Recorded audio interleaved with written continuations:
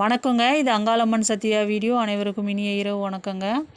அங்காள பரமேஸ்வரியை வணங்கும்பொழுது நம்ம அந்த மாதிரி எப்படி கொஞ்சி கொஞ்சி வணங்குவோம். ஆத்தா இதை செய்ய ஆத்தா, இதை பண்ணாத்தா, உன்னை விட்டால் எனக்கு யார் இருக்கா அம்மா, அப்படிலாம் வேண்டி வணங்குவோம். ஒன்று கேட்டு அவங்க செய்யலைன்னு வச்சுங்களேன், அவங்க பாட்டை நான் இனிமேல் போடுறேன்னா பாரு, தீபார்த்தனை காட்டும்போது கூட அந்த அம்மா முகத்தை பார்க்காம தீபார்த்தனை காட்டுறது, ரொம்பவும் அந்த அம்மா மேலே கோச்சிக்கிறது, அந்த மாதிரிலாம் கூட பண்ணியிருக்கோங்க. இப்படிலாம் என்னங்க இது சின்ன பிள்ளைத்தனமாக இருக்குது அப்படின்னு கூட நீங்கள் நினைக்கலாம். அந்த அம்மா மேலே அதீத ஈடுபாடு. அந்த அம்மாவும் அதே மாதிரிங்க, தன் பக்தர்களுக்கு குழந்தையாகவே மாறிடுவா அந்த அம்மா.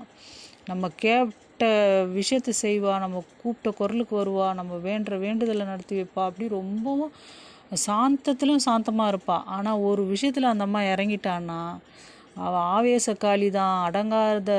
ஐயோப்பா சொல்லவே முடியாதுங்க அந்த அம்மாவை எப்படின்ட்டு.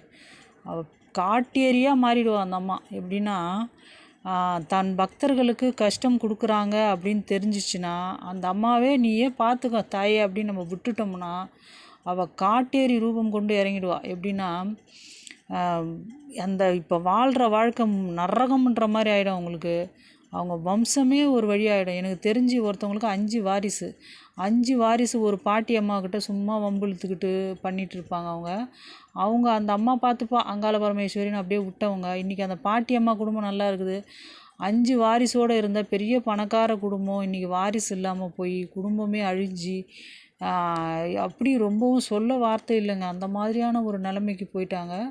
அதனால் வந்துங்க, அந்த என்னை பொறுத்த வரைக்கும் அங்காளம்மன் வழிபாட்டில் இருக்காங்கன்னா அவங்கக்கிட்ட பகை வச்சுக்கக்கூடாது.